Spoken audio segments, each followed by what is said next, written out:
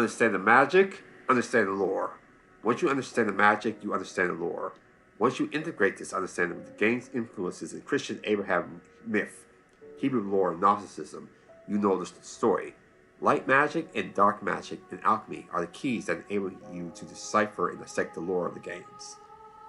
The underlying foundation of the lore that connects the shared universe is that of a setting of a post-apocalyptic world, involving man's fall from grace to their twisting of the metaphysical realms of light and darkness via alchemy, using human sacrifice in a bid for immortality, and the subsequent enslavement of the dead through sacrificial alchemical human-derived, actual human corpse blue goo light magic devices, the successive creations of alchemical chimeric biohorror weapons like the Tricos, the weaponization of the esoteric forces of the world, and the subsequent Doomsday Wars that resulted from these discoveries.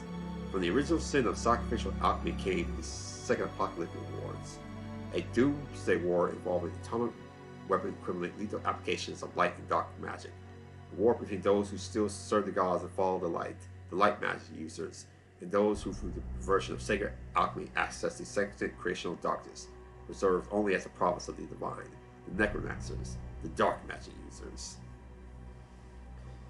The magic system of Team Ico shared universe is key to understanding and deciphering the lore and backstory of all the games.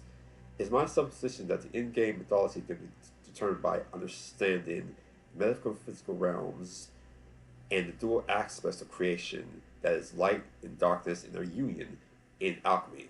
Thanks to Master Rat and the website You Were There, alongside Colossus, it is now known that in the shared universe that all things and everything is composed equally of both light and darkness, and that these aspects can manifest themselves in the applications of light magic and dark magic.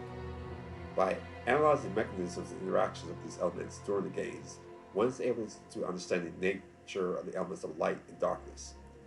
I suspect that the Team Ico universe differ from others in that they are a series of prequels, detailing how the world came to be from the antediluvian age apocalypse. Each game tells how an element of the previous one before it came to be.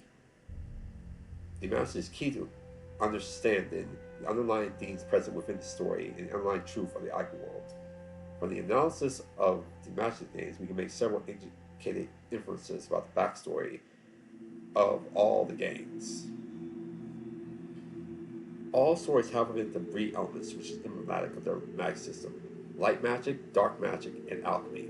Within alchemy itself is a twisted subset which involves human sacrifice to extract the light side, extending one's life by stealing another, and as a votive source for power, producing as a result or tinted product, the blue goo, and a subsequent means to enslave the dead via their dark half.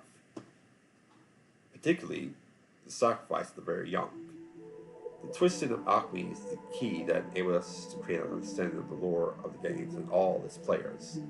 The metaphysics of Ico, Shadow Colossus, The Last Guardian, Project Robot tell us the mythos of all the games. From here we can discern the relationships of the gods and men, of races that came before man in the making of the world, and the fall from grace that precipitated the modern world Ico.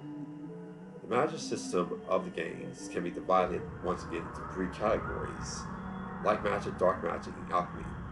Light magic represents life, and dark magic represents death. Light magic's manifestations is white and cyan, and dark magic's manifestations is black and teal, order and chaos, divine masculine and divine feminine, active and passive, positive and negative, direct and indirect. These are all relevant. All things in the world are made of light and dark, and have as their equivalents light magic and dark magic, respectively. Both can use and perform various applications. Alchemy is the integration of these elements of light and dark magic to create form. By knowing the interplay of the realms of life and death, we can understand with very clarity how each game's story functions. From these, we can make the conclusion as follows. Ico's world is a world born out of an ancient apocalypse, a fall from grace of man trying to cheat death and achieve immortality by corporeality, by literally stealing the lives of other people, while trying to regain a former state of prominence by the use of a horrifying form of alchemy involving human sacrifice. From all throughout the games, we see the significance of alchemy and magic, with the light side of magic being especially important. I believe that the pre-apocalyptic civilizations drew heavily on the use of and emphasized light magic as their foundation, and also alchemy. Light magic, as I was explaining, is related to life and produces effects and energies which via these circular and spiritual structures of Ico and the other games can be utilized. The reasons why light magic was the basis of the ancient alchemical civilization is that light magic represents and is the power of life, and objects upon which light magic is used comes to life and can be used for various purposes.